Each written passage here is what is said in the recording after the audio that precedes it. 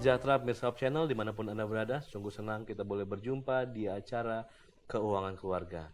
Bagaimana kabar Anda dan keluarga? Kami harapkan tentunya pada saat ini Anda dan keluarga senantiasa berada dalam lindungan Tuhan dan mendapatkan damai sejahtera dari Tuhan. Pada saat ini di studio kita telah hadir seorang narasumber yang sudah tidak asing lagi, Bapak Max Makahinda MBA, seorang praktisi dalam bidang perbankan dengan lebih dari pengalaman 30 tahun dalam bidang perbankan, khususnya dalam bidang kredit macet sebagai Vice President di sebuah bank nomor 2 swasta terbesar di Indonesia. Nah, pada saat ini hamba Tuhan ini juga rindu untuk membagikan apa yang dia dapatkan dan apa pengalaman hidupnya kepada kita semua melalui sebuah seri oleh kasih karunia bukan legalisme. Nah, ini adalah seri kedua, di mana seri pertama kita telah membahas bagaimana arti atau definisi dari kasih karunia dan legalisme itu sendiri. Pada saat ini ada 3 topik, yaitu iman, telah diberkati, dan mesti bekerja. Nah, Pak Max mungkin boleh review sedikit untuk yang pertama, episode pertama itu mengenai kasih karunia dan legalisme secara definisi. Iya, jadi kalau kasih karunia itu memang berkah dari Tuhan tanpa syarat. Tanpa syarat. Ya. Diberikan dengan cuma-cuma. Tidak pantas dapat itu berkat, tapi dapat. Pantas dapat hukuman, tapi tidak dapat. Dihukum, ya. Karena sudah diserap seluruhnya oleh Yesus Kristus. Ini bagi orang yang percaya kepada Yesus Kristus. Sedangkan legalisme itu barter. Barter.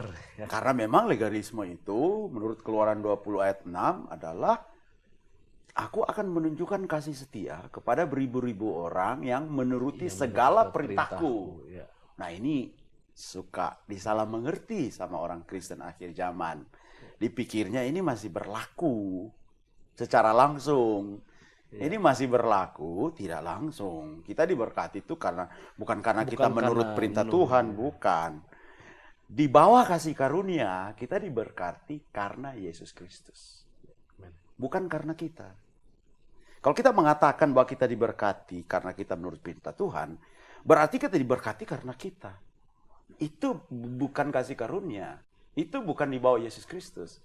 Itu di bawah hukum Taurat. Kita diberkati itu kalau di bawah Yesus Kristus murni karena Yesus Kristus. Murni karena Yesus Kristus melalui iman kepadanya. Itu makanya kalau you baca di Roma 4 ayat 13 ya. Baik. Kita baca bersama pemirsa dari Roma 4 ayat 13. Di situ jelas bahwa kita diberkati melalui Yesus Kristus. Ya. Karena iman kepada Yesus Kristus. Bukan karena penurutan kita kepada hukum Taurat. Baik, Max kita baca sama pemirsa. Roma 4 ayat 13, sebab bukan karena hukum Taurat telah diberikan janji kepada Abraham dan keturunannya bahwa ia akan memiliki dunia, tetapi karena kebenaran berdasarkan iman. Bukan melalui hukum Taurat, janji itu diberikan kepada kita bahwa kita akan diberikan berkat Abraham nih. Iya. Tetapi melalui iman. Melalui iman. Nah, jadi fondasi pertama di dalam kasih karunia adalah iman kepada Yesus Kristus. Jangan legalisme bahwa kita tuh terima berkat karena kita percaya kepada Yesus Kristus. Kalau kita legalisme, kita tuh terima berkat karena kita menurut perintah Tuhan. Apa itu perintah Tuhan? Karena kita membawa perpuluhan. Apa itu perintah Tuhan? Karena kita menguduskan sabat. Apa itu perintah Tuhan? Karena kita menolong orang yang lapar, orang yang haus, dan segala macam. Bukan karena itu kita diberkati. Terus itu apa? Itu tetap kita lakukan sebagai buah karena kita percaya kepada Yesus Kristus. Kalau di bawah kasih karunia itu kita diberkati karena Yesus Kristus. Coba lihat di Efesus 1 ayat 3. Kita buka sama-sama pemirsa ke Efesus. Efesus 1 ayat 3. Efesus 1 ayat 3. Ayat 3, baik. Bunyinya Efesus 1 ayat 3. Terpujilah Allah dan Bapa Tuhan kita Yesus Kristus, yang dalam Kristus telah mengaruniakan kepada kita segala berkat rohani di dalam surga. Iya. Dalam Kristus, Allah telah mengaruniakan kepada kita segala berkat. Jadi ada 3 kata di situ. Di dalam Kristus telah mengaruniakan segala berkat. Segala berkat. Jadi setelah Yesus mati, kita tuh tidak lagi berada di bawah hukum Taurat. Ya. Kita berada di bawah kasih karunia. Dan kasih karunia itu adalah Yesus Kristus. Coba dibaca. Tunggu ya. Yohanes 1 ayat 17. Baik. Yohanes 1 ayatnya yang ke-17. Yohanes 1 ayat yang ke-17. Sebab hukum Taurat diberikan oleh Musa, tetapi kasih karunia dan kebenaran datang oleh Yesus Kristus. Nah, kasih karunia dan kebenaran itu ya Datang oleh Yesus Kristus. Jadi kita kalau mau dapat kasih karunia Yesus Kristus, kita mesti dan kebenaran, kasih karunia kita mesti lewat Yesus Kristus. Ayat ini bilang kasih karunia itu datang melalui Yesus Kristus. Kalau kita masih pegang hukum Taurat untuk dapat berkat, karena saya udah rajin kuduskan Sabat, karena saya membawa perpuluhan, ya itu hukum. Coba baca sekali lagi, itu hukum itu lewat Musa. Sebab hukum Taurat diberikan oleh Musa. Tuh, stop dulu situ. Iya. Hukum Taurat diberikan oleh Musa. Tidak ada kata-kata kasih karunia di situ. Yang berikut. Tetapi kasih karunia dan kebenaran datang oleh Yesus Kristus. Kasih karunia dan kebenaran datang oleh apa?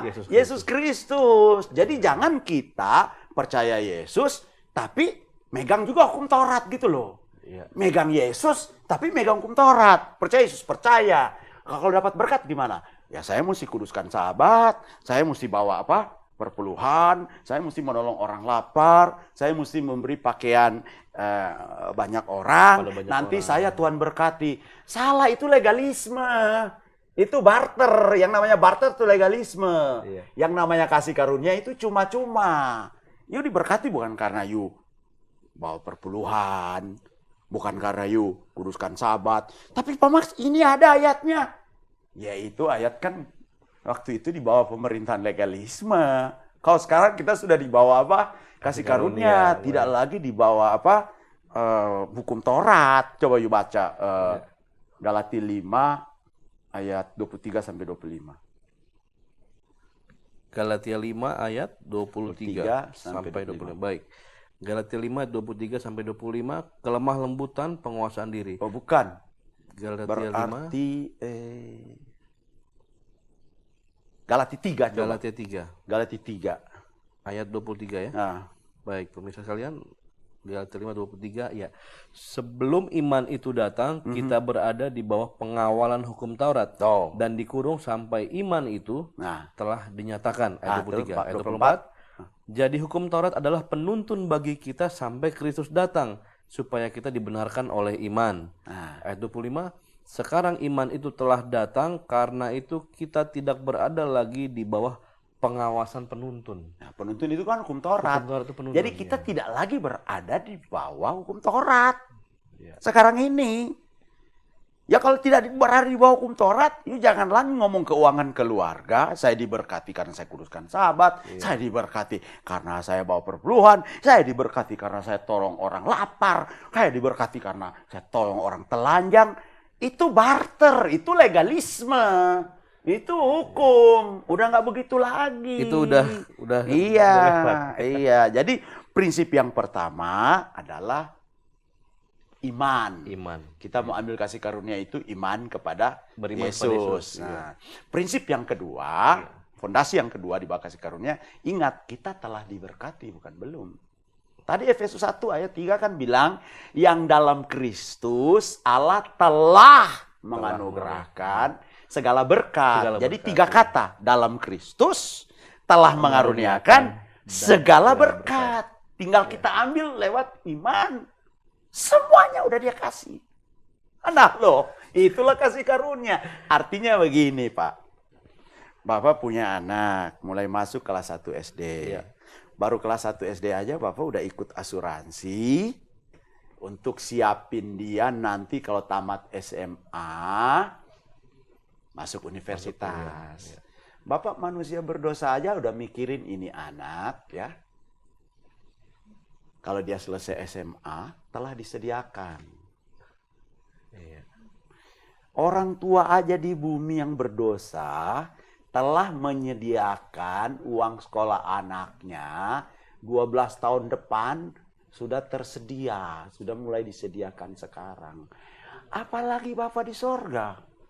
Seluruh keuangan keluarga ini Allah telah sediakan, tinggal ngambil. Coba anak ke sekolah, pulang sekolah, ma lapar ma. Udah ada. Apa? Sudah ada, telah disediakan. Iya, Apa iya. mamanya mau bilang, wah lupa minta uang belanja sama bapakmu. Bapak mau belanja dulu. Ibu, orang tua berdosa aja, ya. Tahu, Anaknya iya. belum butuh, sudah dia siapin. Ya apalagi Tuhan. Amin. Ya, ya. Tuhan nggak ada model, oh ada yang berdoa di Kelapa Gading. Kat, tolong bantuin ke sono. Kayaknya dia perlu sesuatu. Tahu itu kata apa? Malaikat. Malaikat. Kat, tolong bantuin dia ke sana. Tuhan nggak begitu. Sebelum kita minta, dia sudah apa? Sudah Sediakan. sediakan. Tuh, Adam dan Hawa waktu lapar tuh, Tuhan lapar saya. Tuhan nggak garuk-garuk kepala. Sorry ya, saya lupa bikin pohon buah-buahan ya. Sebelum dia bikin Adam dan Hawa, dia sudah bikin dulu. Pohon buah-buahan dia udah sediakan. Makanya saya sering bilang, berkat keuangan keluarga itu, semua uang itu untuk kita punya keperluan, Tuhan sudah sediakan semua. Sedangkan yuk aja, Bapak yang jahat di bumi ini bilang tahu menyediakan. Minta roti nggak kasih apa? Ular. Ular segala macam. Ikan nggak kasih ular. Roti nggak kasih batu. Batu. Apalagi Bapakmu yang di sorga. Ini yang anak-anak muda nih. Ini mereka ini kan jodohnya telah disediakan. Berhentilah berdoa. Tuhan saya kasih jodoh yang baik Tuhan. Oh nggak ada. Tuhan sudah sediakan. Mestinya doanya tuh bunyinya ya. Terima kasih Tuhan. Tuhan telah menyediakan jodoh untuk saya. Sekarang saya sudah siap Tuhan. Kirimlah dia sekarang ke saya. Yang ganteng ya Tuhan ya. Nawar. Sudah disediakan. Pekerjaan juga begitu. Berhentilah. Anak-anak muda ini berdoa, Tuhan saya sudah berpuasa. Berikanlah saya pekerjaan. Itu doa orang tidak percaya. Tuhan sudah sediakan dia punya pekerjaan. Dia masih dalam perut ibunya juga Tuhan sudah sediakan kok. 2000 tahun yang lalu ketika Yesus Kristus mati di kayu salib. Mestinya doanya dia tamat dari Unai kayak dari Ungklap kayak. Terima kasih Tuhan saya sudah tamat. Terima kasih saya percaya Tuhan telah menyediakan. Sekarang saya siap. Pergi dia interview. Kan lain. Kalau dia pergi wawancara interview dengan dia percaya telah disediakan. Ini dia punya getaran percaya diri kan ketangkap sama orang yang wawancara. Confidence, wah hebat nih orang ya. Loh, dia confident karena dia anggap bapaknya di sorga udah siapin. Siapa yang mau lawan bapakku di sorga? Nah waktu orang itu ngelihat bagus, dia mau terima. Tahu nggak dia jawab apa? Oh tunggu dulu, saya pertimbangkan. Saya ada beberapa pilihan soalnya. Kenapa bisa begitu? Itu karena dia iman kepada Bapaknya di sorga, sudah disediakan semua. You mau juga belum tentu saya mau. Saya lihat dulu. Ini yang mau sama saya banyak nih, 5 nih. Saya mau pilih 1 aja. Itu pun saya mau bawa di dalam doa. Tapi kalau you nggak percaya itu, you masih berpikir mau minta-minta sama Tuhan ya. Waktu you pergi wawancara, aduh mudah-mudahan aku diterima lah. Aduh, udah 6 bulan nganggur. Ya apa aja deh, biarin deh. Wah ini getaran ke sana kan ditangkap tuh sama dia. Wah dia bilang, wah ini mah bahaya nih. Apa percaya dirinya nih kurang nggak deh. Nanti balik lagi deh kapan-kapan. Kagak diterima. Jadi prinsip pertama kita ambil kasih karunia ini lewat iman. Prinsip kedua kita mesti percaya di dalam Yesus telah diberikan. Bukan akan, bukan belum, bukan sedang diproses, bukan, telah. Kenapa telah? Karena Yesus telah mati, bukan belum. Yesus telah mati. Dan ingat, yang telah diberikannya itu segala berkat. Can you imagine? Segala berkat. Yohanes 10 ayat 10 bilang, aku datang supaya engkau beroleh hidup dan hidup dalam segala kelimpahan. Itu makanya Efesus 1 ayat 3, segala berkat. Nyambung dengan Yohanes 10 ayat 10. Segala apa? Kelimpahan. Jadi prinsip yang pertama tuh kita ngambil kasih karunia ini melalui iman. Jangan barter dengan perbuatan hukum kita. Jangan. Tersinggung Tuhan. Terus anak saya gimana mati disalib anak? Yesus Kristus. Nggak dihargain. Yang mau hargain yuk. Punya penurutan sendiri terhadap. Saya kan sudah bawa perpuluhan. Saya kan sudah kuduskan sahabat 40 tahun. kok masih gini-gini aja Tuhan, gimana sih ini? Itu legalisme, Tuhan nggak suka itu bersaing dengan anaknya. Tuhan bilang di Keluaran 20 ayat 5, aku adalah Allah yang cemburuan. Dia cemburu. Kita yang mau dapat berkat turut hukum, dia cemburu. Dia mau kita dapat berkat itu karena percaya kepada siapa? Yesus Kristus. Bukan berarti kita injak-injak itu hukum, enggak lah. Orang yang percaya kepada Yesus, kalau engkau mengasihi aku, turutlah segala apa? Hukumku udah pastilah nggak tabrakan dengan ini. Masa orang percaya bunuh-bunuh orang? Masa orang percaya dusta-dusta? Masa orang percaya ngomongin kejelekan orang? Ya enggak lah. Tapi jangan sekali-kali bawa sama Tuhan nih. Sayanya yang jago, sehingga sayanya yang terima berkat. Jangan. Yang hebatnya tuh siapa?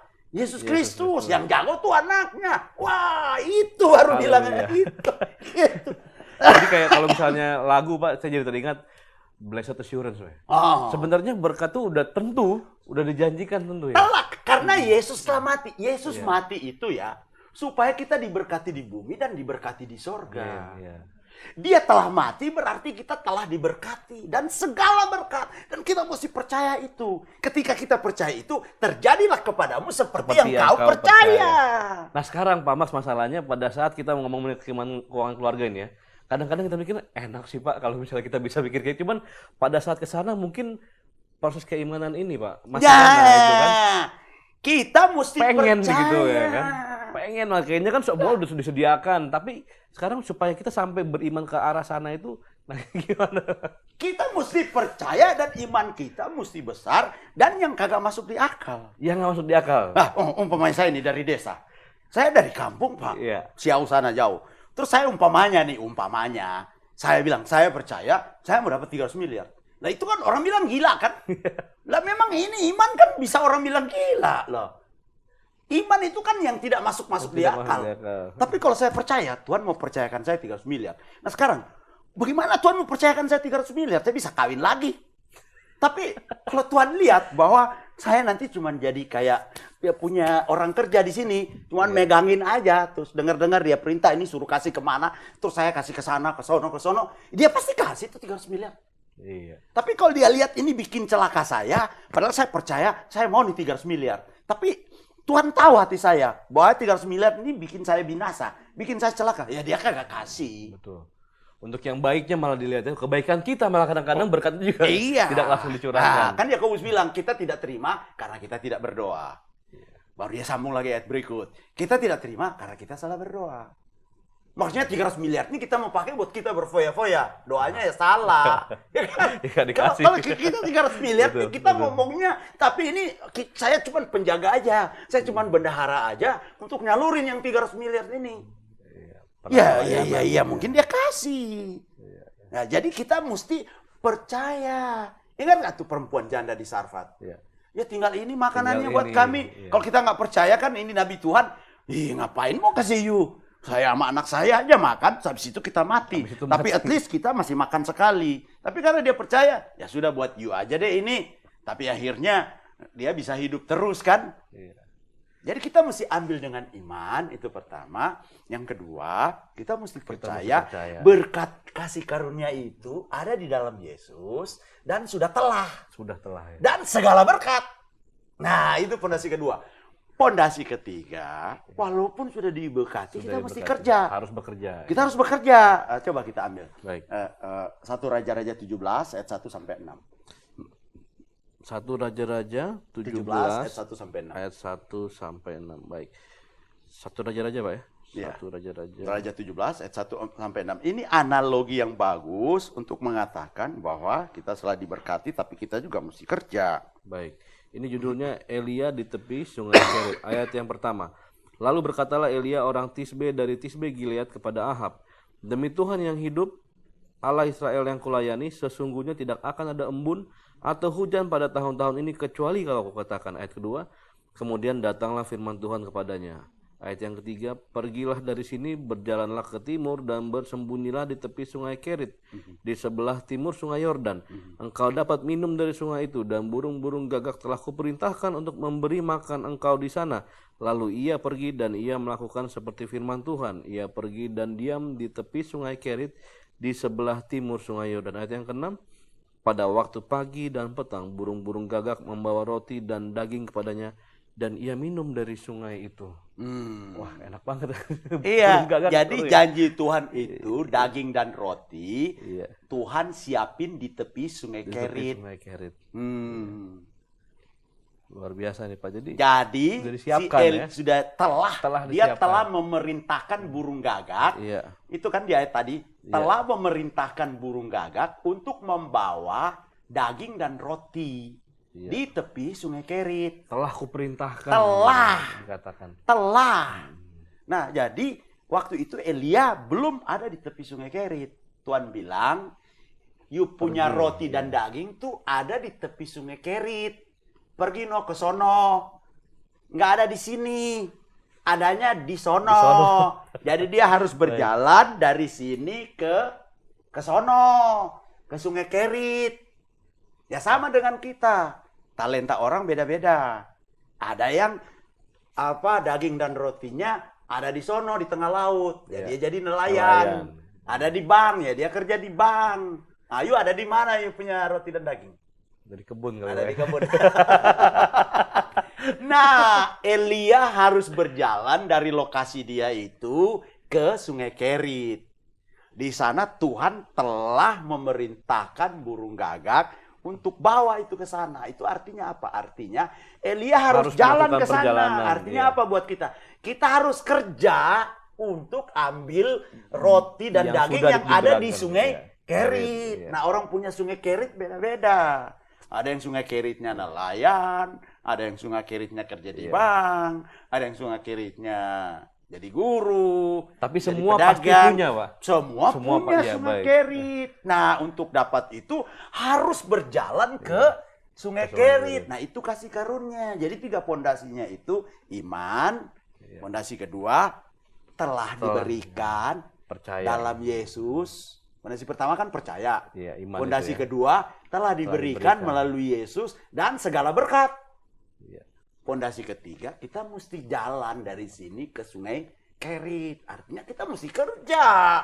Nah, Jadi ada semua di sini cerita ini. Iya. Lengkap juga. Lengkap ceritanya ini luar biasa. jadi itu tuh kasih karunia. Walaupun kasih karunia itu diberikan dengan cuma-cuma, Tuhan juga mau kita bekerja. Dia nggak mau kita tidur-tiduran terima kasih karunia. Memang cuma-cuma. Tapi bukti dari iman kita, ya kita berjalan ke sana. Kita juga kalau kita nganggur, kita juga kan bosan. Malah jadi aneh-aneh bikinnya. Iya, malah jadi bikin yang aneh-aneh, bikin yang nggak keruan. Betul. Begitu. Jadi tetap harus bekerja. Ini suatu kesatuan yang memang kita harus miliki. Yang pertama kita miliki iman, percaya, kemudian juga bahwa itu telah diberikan kepada kita. Segala berkat. Segala berkat. Dan Dalam Yesus, dalam jangan Yesus. lupa. Bukan karena kita Bukan menurut karena hukum. kita, betul. Bukan karena Bukan kita karena menurut menurut hukum. Bukan, itu legalisme. Karena Yesus. Nah, kemudian yang terakhir adalah kita harus bekerja. Nah, ini poin ini Pak. Kadang-kadang seringkali kita berpikirkan sebagai orang Kristen, tenanglah, saya percaya sudah ada. Tetapi jalannya ini yang kita kadang-kadang Kita mesti jalan ke Sungai Kerit. malah kita nawar di sini aja nih Tuhan. Jangan. Nggak dapat. Wong, daging sama rotinya ada di Ada tepi di Sungai sana. Kerit. Bagaimana bisa dapat? Nggak ada di sini. Jadi we have to walk. Kita harus jalan ke Sungai Kerit. Nah, jalan itu apa artinya? Ya, kita mesti usaha. Kita mesti kerja. Ya kan? Nanti kayak yang di Amsal lagi Pak, kan di sana banyak singa di jalan sana. Akhirnya pada saat bekerja ini juga ada lagi kemalasan. Ya, ada kemalasan lagi- Kristen namanya. Pengkhotbah 9 ayat 10 kan bilang, apa yang ditemukan Temukan oleh oleh tanganmu, kerjakanlah dengan sekuat tenagamu. Ya kan? Betul. Kalau saya 3 ayat 23 bilang, Iya. kerjakan dengan sepenuh hatimu seperti engkau bekerja bekerja untuk untuk Tuhan. Jadi untuk di hati itu sepenuh hati. Kalau saya 3:23 kerjakan dengan sekuat tenaga. Pengkhotbah 9 ayat 10. 1 Raja-Raja kita mesti jalan menuju mana? Sungai Kerit. Kerit. Karena kita punya kasih karunia berkat itu nggak di sini, adanya di tepi Sungai Kerit. Jadi balik lagi ke 3 pondasi ini. Kita mesti iman kepada Yesus Kristus. Iya. Karena Roma 4 ayat 13 tadi bilang, bukan melalui hukum Taurat. Janji berkat Abraham itu diberikan kepada kita. Bukan. Tetapi melalui iman kepada Yesus Kristus. Jadi yang pertama iman. Terus yang kedua, kita mesti beriman, kita mesti percaya bahwa itu telah. Bukan belum. Bukan sedang diproses, bukan akan, bukan. Tapi apa? Telah. Melalui Yesus Kristus dan segala berkat. Wah, segala berkat. Coba baca Efesus 3:20. Efesus 3:20 lebih dahsyat lagi. Efesus 3 3:20. ayat 20 berbunyi, bagi dialah yang dapat melakukan jauh lebih banyak daripada yang kita doakan atau pikirkan, seperti yang ternyata dari kuasa yang bekerja di dalam kita. Jauh lebih banyak dari yang kita pikirkan dan kita doakan. Kita doakan 100 juta, jauh lebih banyak dari 100 juta. Kita pikirkan 500 juta, jauh lebih banyak dari 500 juta. Can you imagine that? Amin. Can you imagine that? Yuk kalau baca bahasa Inggrisnya ya, bukan satu kata jauh lebih banyak bahasa Inggrisnya ya. Exceedingly, abundantly, above. Melebihi, berkelimpahan, melebihi, berlimpah di atas dari yang kita doakan, di atas dari yang mampu kita pikirkan. Can you imagine? Wah, nggak sanggup akal kita, Pak. Ini can you imagine? Yuk kalau beriman kepada dia ya, ini kan keuangan keluarga. Yuk nih minta nih 1 miliar. Yuk tahu yuk dikasih berapa? Bisa 30 miliar, men. Exceedingly. Wah itu akan exceedingly berlimpah. Abundantly berlimpah. Ya. Saya udah alami nih. Saya minta 1 dikasih 30. Saya minta 1 dikasih 50. Jadi keheranan. Makanya saya ngomong keras. Kayak keheranan. Padahal saya orang berdosa. Tapi karena saya orang berdosa, tidak mampu menurut hukum dengan sempurna, ya sudah saya lewat Yesus aja. Kasih karunia. Lewat Yesus aja kasih karunia. Iya.